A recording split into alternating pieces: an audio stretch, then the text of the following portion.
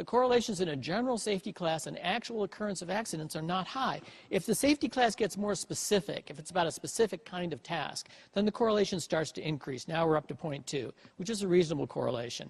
If you run a big safety campaign and you have really high support from senior managers, correlation climbs again. You're up to 0.36. That's a decent correlation.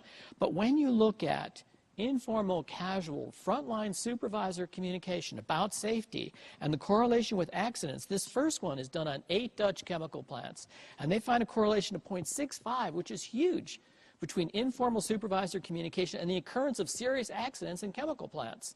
Well, that's way higher than the other ones you see on this page. Then if you start to look at the work by Professor Zohar, he looks at these things like unsafe material handling, unsafe electrical work, failure to use PPE. These correlations are enormous. We never get correlations this high.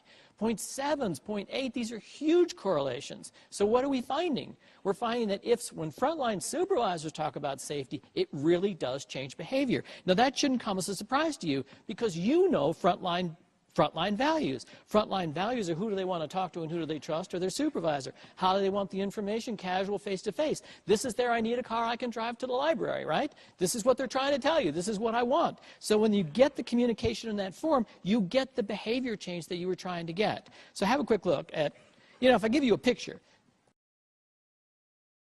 what you want in your head, because this is the data, right? And the data for me is powerful, but this is still the data. This is the picture. This is the image. Casual, face-to-face, informal communication from a frontline supervisor to the frontline employees.